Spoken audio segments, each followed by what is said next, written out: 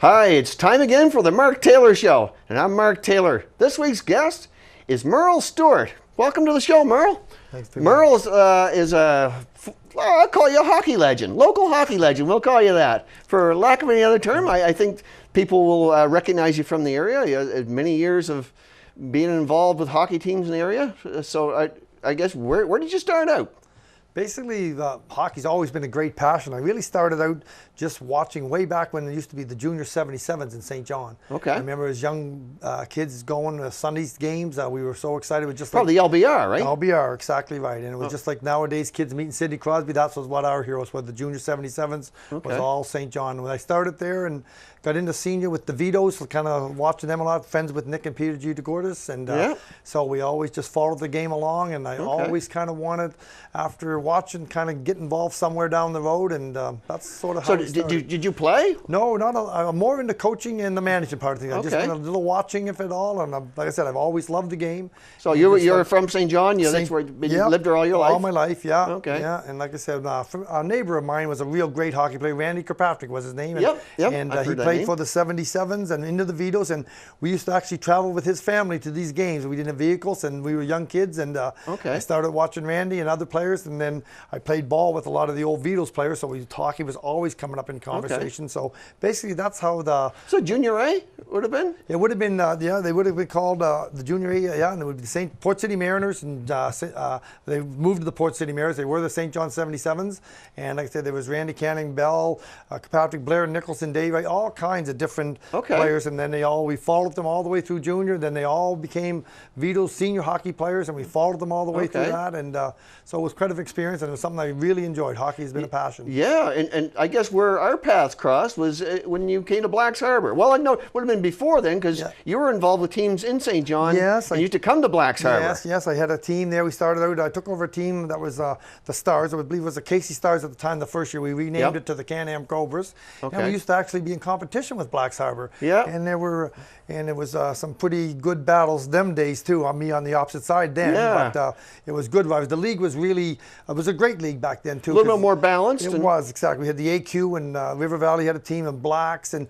another St. John. And the teams were basically... St. Stephen have a team at that time? I'm trying to believe, I don't believe St. Stephen was involved at that particular time when we first came into the league, right? But the other teams were equally, and there was a lot of local flavor, and we had big support. I mean, I remember playing in semifinal game stuff at the LBR, and you'd be like jam-packed, and that, that was good to see. But it was because the teams were very even, and everybody had a chance to win in every given night, and the game was fairly physical, which in our area, people like that physicality, right? Oh, so it was good, I guess you must have noticed a big difference between coming in as a visiting team and then when you came to be a part of the home team. Right. Was it a bit of a switch, I would think? Well, from people screaming at me for the wrong reasons, and other times in my own arena there. But in Blacks, I think they understood the way we played the game. Every team I would come in, I would bring teams into Blacks Harbor, all the players, and we'd put on whatever type of show they wanted to play. So, and Blacks is known for that physicality. So I think they respected the fact that,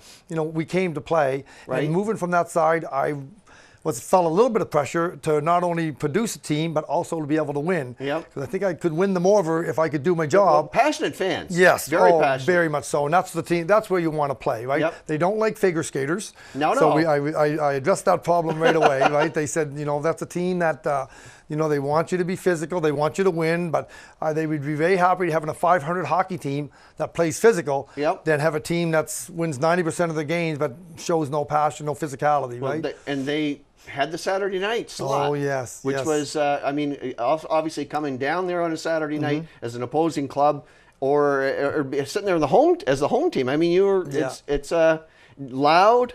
It's a little bit intimidating. I've talked to some guys from other teams that have told me it's a little intimidating to come in there. And that's what you try to do in your home arena, to be honestly. Intimidation factor is part of the game. Yep. If you can have people a little leery about playing in your barn, that makes a big difference when the game starts, right? So we always try to put that little bit of edge on, and we let people know that if you're coming into Blacks, we're going to play you really tough, right? Yep. And so what would you classify? I mean, you and I've read things. I guess I used to write for the Courier, and I did some interviews with you back in the day and everything. And you talked back then. I went back and I browsed through some of the articles that I had written and stuff. And you said, like on different occasions, that was Silver King hockey. That wasn't Silver King hockey. What was Silver King hockey? In case there's people out there who may not know, it's the Blacks Harbor Silver Kings. It was Senior A. Yeah. What would you classify Silver King hockey? Silver King hockey to me is like winning all the dirty battles in the corners, in front of the net. Dropping the gloves when needed to be. That's up and down the ice was never our style of hockey. We had good talented players, but whenever I see the team leading towards just wanting to play up and down, and that plays to the skill of other teams, that's not what we wanted to do. We always wanted to set a physical presence, and if we played that type of game, we could play with the best. If we tried to get into some games, to skate with some teams that were in the league, like just up and down the ice and let them do what they want, that didn't work. So we always tried to stress, let's be physical right from the whistle. Good clean hits too. I mean, I mean, you don't need the dirty stuff or anything, but a good clean hit. We were, to be honest, we were kind of labeled as that sometimes, and sometimes maybe we were a little overboard. But if we needed to get an edge on, or we needed something to fire up our team, if we were looking like we were, a little flat in the period, sometimes we need to do something to jumpstart us, and sometimes it would, sometimes a goal can jumpstart a team, and sometimes just a nice, good old home fashioned fight. Or a good hit. Well, you're old enough, I guess, to remember the Philadelphia Flyers. Oh yes. From the mid '70s, and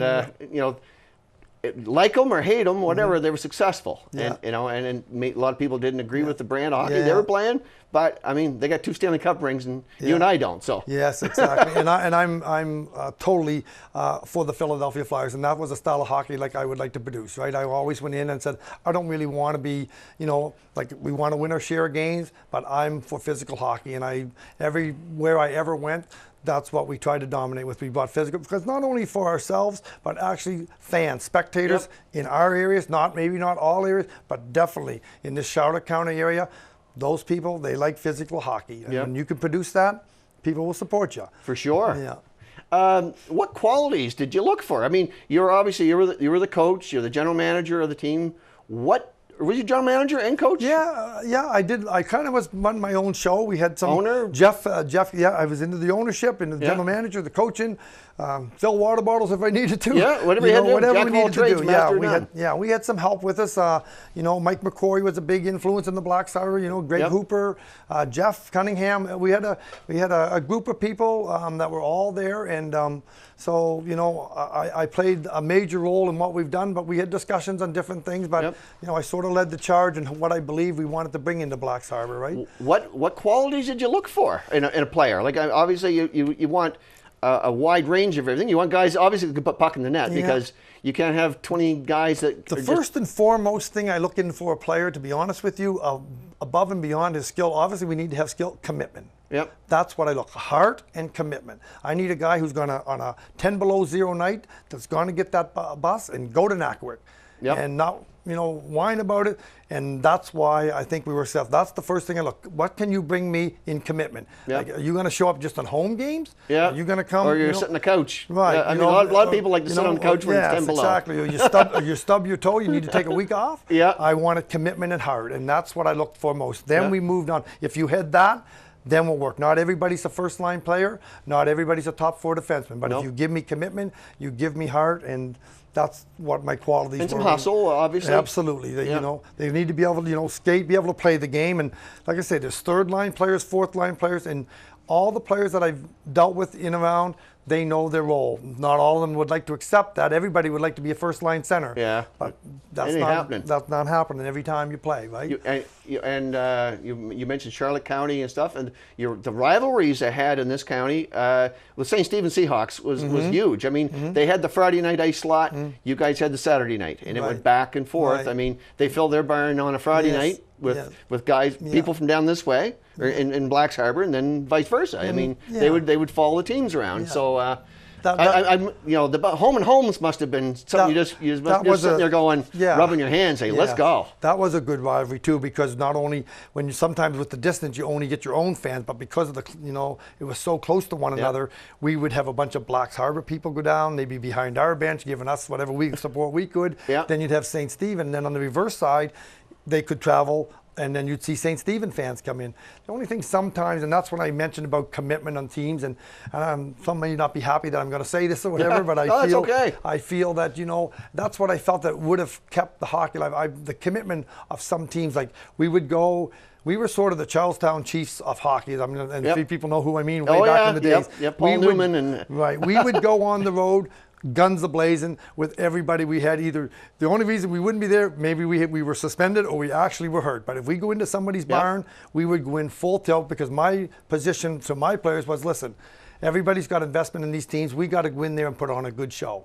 We don't want to go down with 9 players, 10 players, and then have to pussyfoot around. No. You know, so when I would go to people's rinks, I would bring everything I could bring at that particular time. And a lot of times, and I didn't feel we got the same, you know, response from teams. We would play at home nights, and I felt that was a drawback for the league a little bit. That teams would come into blocks, they'd be short-staffed, they'd be looking at me to say, well, you know, maybe we can play a little easier, lighter. You know, my fans didn't. You're not letting up on the gas. No, that's my fans. It's your responsibility to bring teams in here and get your players to commit. If you don't commit, then maybe you don't have all the right guys, right? You've got to reevaluate your situation, right? But bear in mind, it probably wasn't fun coming there on a Saturday night, but I mean, you gotta take it the good with the bad. I mean, that's the way she goes sometimes. Right. It wasn't always fun for us going into Nakaruk. They had huge support up there. They'd have all their players there, and fans would be yelling. We'd see things coming down into our bench, and we actually we didn't ever complain to a league about that. We actually liked that stuff. It just gave us more momentum, and to me, I wouldn't call hockey like wrestling, but you need to put a show. You know, you got an hour to entertain people. You know, I mean, for hockey time, but it's a 2.5-hour night, and you want to do your best you can. That people will say, "Geez, what a great game! We've seen everything that we wanted to see. We're coming back next Saturday night." That's all we tried to promote, right? To make sure that we were pleasing the people that watched, right? Well, and Grand Lake was another big rivalry, were they not? Grand Lake was the biggest rivalry, just for the fact, not in the in the early days of Grand Lake before I come back into Blacks Harbor. Was it Minto? Is that Minto? Okay. They were so dominant. Yep. The reason they became so dominant, I mean, I remember going to a meeting once with Johnny Caldwell. We were thinking about putting a senior team before I came to Blacks. Okay. And we were going to join that league, and we were trying to get. Minto actually was coming into the league at the same time. We got. You were going to get a team from St. John. Right. We got denied, and Minto got accepted, which fair game. I mean, whatever reason they chose a team, but at that particular time, UNB had just won a national championship, and all the players now had become ineligible to play university anymore. They were all available, and they allowed that team to pick up 12 players anywhere they wanted in New Brunswick. So you know where they went. Right. So they moved one team into another, and that's when the dominance appeared. And we were out of hockey for about, I think it was either 3 or 4 seasons, and I believe in 4 seasons, they only lost 6 or 7 games the entire time. They swept every playoff series. River Valley could stay with them a bit because they had a great goaltender at that time, and they kept them in games. And I remember Steve Evans, he was the River Valley general manager. I walked in when we were going to get back into the league, and I had all these Bristol boards with me. Was Blacks in the that was in that Blacks league? Was in the league. Yeah, but they were one of the weak sisters could at the time. Not, right, exactly right. They couldn't compete with that. And most teams could not compete. Like I say, River Valley could give them a little bit of a run. Like I said, they had a goaltender that could hold them in. But when I went into Steve, when we were kind of talking about the dominance of the league, I had these Bristol boards done up, and I was showing them where the statistics lie. And Minnow, in the top 10 in scoring, they had 8. Top D-men, they had 4. Wow. Number 1 goaltender. And I went it's like goals the Oilers, I guess. Right, they were just so the dominant. I was trying to show this, like, you know, you can't, you know, have teams like this and expect. So what I basically come across with our team, I said, we have 2 choices here. Every year we play for second, or do we try to get to that level? And if you're going to try to get to that level, then you have to do a lot. I did have some connections. I could recruit. I didn't know where the right players would be, and I was able to do that. But that was basically how the league became unbalanced at the start. Not to blame them. No. I mean, they had good opportunity to get players. They did everything above board. I mean, they didn't. There was no rules broken. They had good financing, which they told the league, because everybody was asking, you know, are you financial committed to this? Because senior hockey, you know, it can get a bit costly at times. With the ice, the officials, and all the other stuff, the travel. Everything. everything that goes involved. Yep. You got sticks and you got players, and Yep. you know, and we try to treat our Silver King players as good as anybody in the league, and so did Minnow. So like I said, and Yep. St. Stephen was in the same ballpark at the end of it. They were along that same line, but it was basically boiled down to we were not going to play for second place. No. And I simply told other teams. And that's when you became involved in Blacks Harbor, right? Right. You said, okay, we're going to go head-to-head with these guys. We're going to go head-to-head, or we're going to stay where we're at. Yep. And unfortunately, and it's no knock on the players that were in Blacks. I wish we could have used more local players, but in realistic factor, when you're going up against players from all over Canada that played on a team like that, there's only a certain skill level that you have to be, right? So we took, you know, the best majority that we could. A lot of people maybe weren't happy that we couldn't land more, but, you know, I never coach with my heart. No. You know, I have to go for what I believe is the best player at the time, and I think if you come up with a situation where there's a local guy and another guy equally, you're going to go with the local guy. Then my decision is easy. Yep. But if a guy is heads and toes above the local, not that I would ever want to, you know, tell a fellow that, you know, this guy's, but I mean, I look at what they can bring to the table. And we did have some local guys, and we had some guys. I'll tell you what the local guys that we did have, though, the grit was not an effort. I mean, every night, no matter how many shifts they were able to play, the shift that they played, they give me 100%. And they never come back to do too much whining about it. I mean, we've gone on roads in tight games where it's 2 and 3 to 1, and maybe have to have players, you know, maybe knock down to 3 lines in 4D. Somebody's going to be riding the pines. Right, but at the end of the day, if the team won, we get back on the bus, everybody had their heads high, everybody was happy with one another. That's what I found about Blacks Harbor. Our team was very close, right? Yep.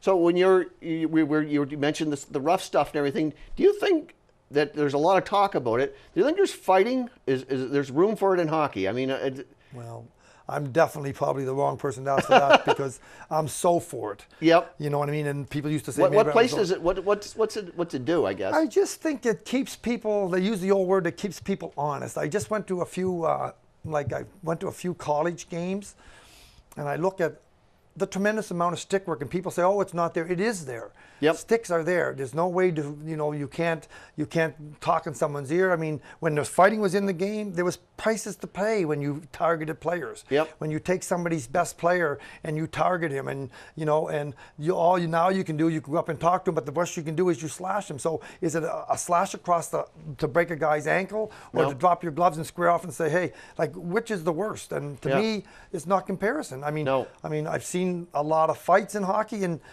yeah, sometimes they get carried overboard, but most times it's just, you know, I mean, fights for a reason. Yep. I don't want fights in hockey just to fight. You don't like the stage fight. No, we want fights, you know, if there's a dirty that's hit kind of like place, roller derby or something. Exactly, but I had key players on my hockey team that were snipers, and I protect those players. Yep. If my player, you know, is getting, you know, abused a little bit, and that's why people actually, I think that's why players like to play for the Silver Kings.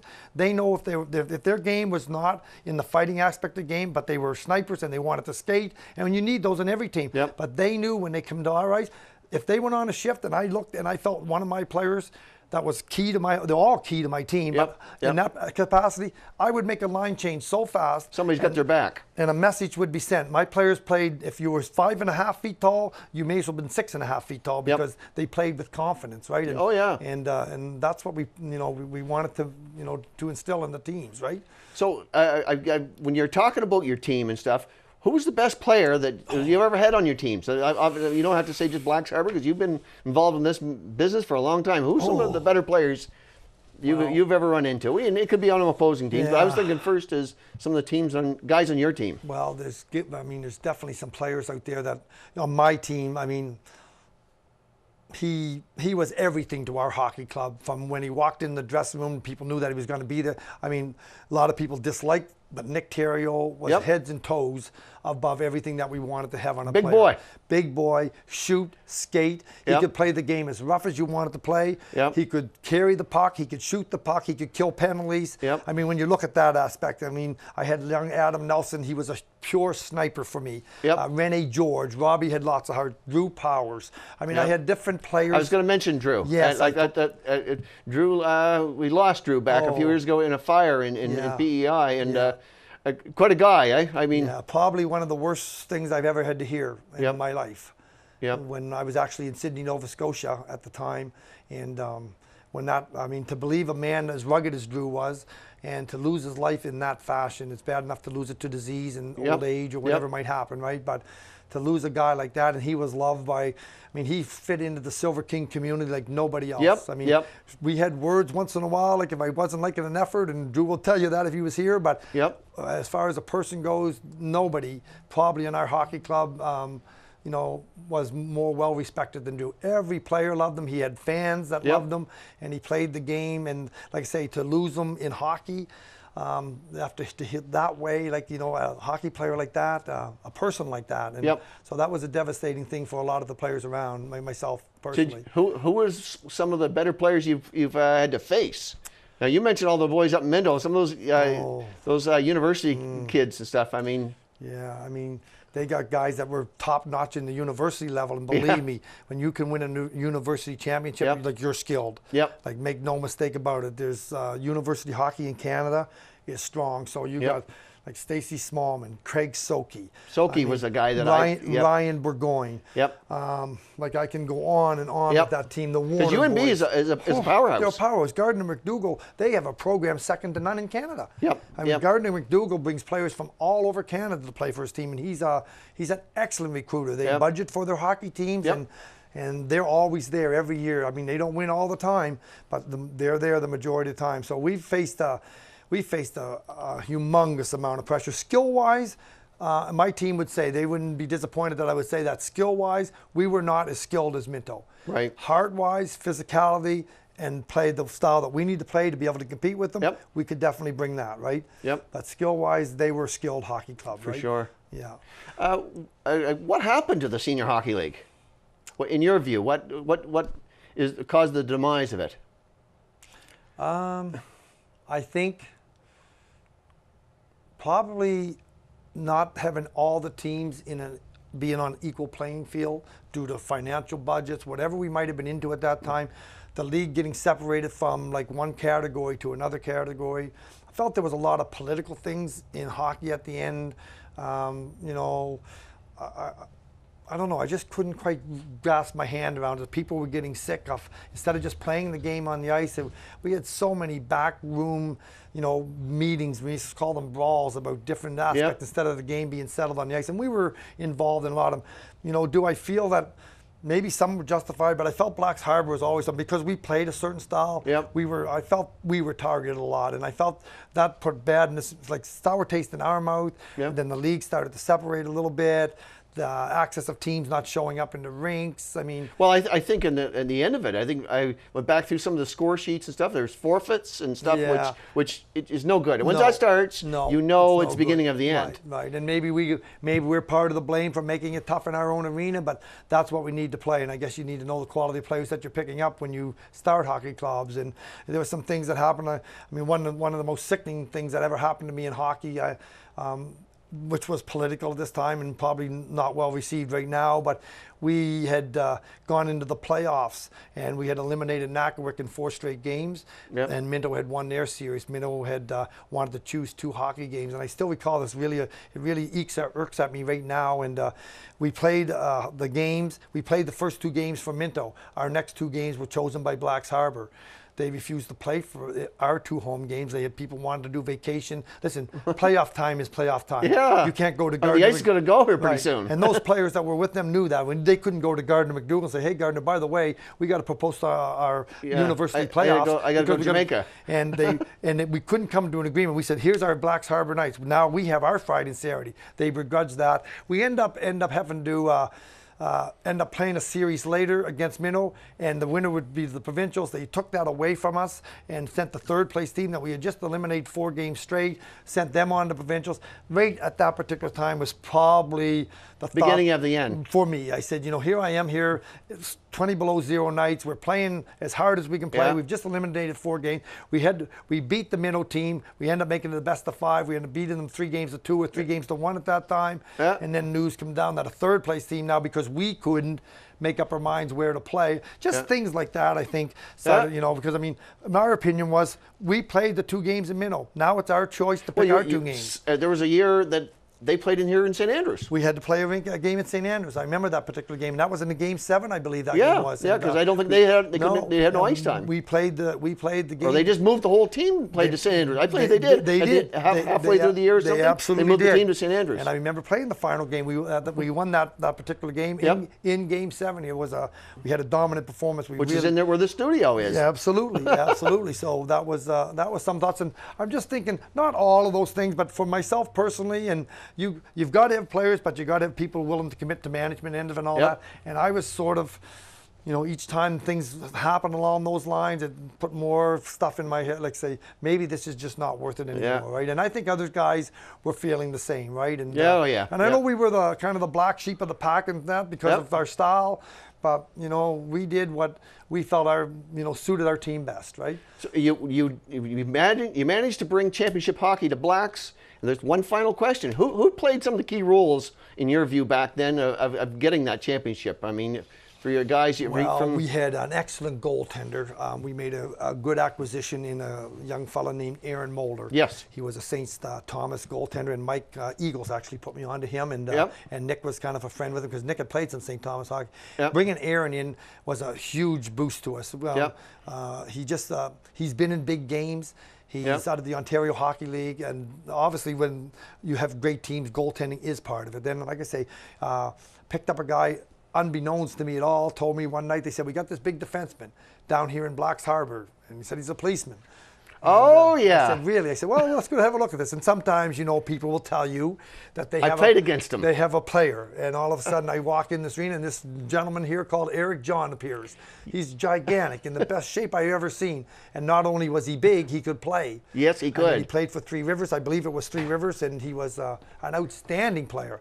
So when he was, and then we built around that. And then Rennie George came from Halifax, and that was Robbie. We had Anton Mikhailov. We had Adam Nelson. We had great players that came on our squad, right? We put a line in to offset Minto's power line. We put Drew Power, Scott Carrick. We formed this line. Drew Power, Scotty Carrick, and this Freddie Walsh kid out of Sussex. I know Freddie Walsh. We put them on a line. We said, boys, all we want to do, if you get us a goal, that's great, but every time you shut them guys down, and they go to the bathroom, you go. Right, that's exactly right. And we stuck with that line and they really did a job for us, right? And like I said, a lot of those type of players there, all the players. I mean, and like I said, the reason we were successful is because of 20+ our bench. And not only that, on nights that we were short, we had a great junior program. The guys come up Craig and play. Buchanan, Josh McHugh, Alex Carter, guys, Chris Boyce, Georgie Northrop, guys that could come in. Now we kept them in mind. Sometimes we even ran the 3 junior line, as a line, and they held their own. But we like Georgie Northrop, who was a decent little defenseman. We put him with an experienced guy like Ryan Locke. Ryan would talk to him all the time, and we were able to. If we happened to be down to 16 players, we could call on those guys, and they were more than happy to come play. And when they walked into the dressing room, there was no they felt they had to be in a corner. They looked like they'd been there all year, right? So so we had some good chemistry with that stuff too, right? Well, as I told you, Merle, I told you this was going to fly by. This has been a ball doing this, and I'm really glad you come on the show, and I really appreciate it. Pleasure. Hopefully maybe we'll get some hockey going again in this town, right?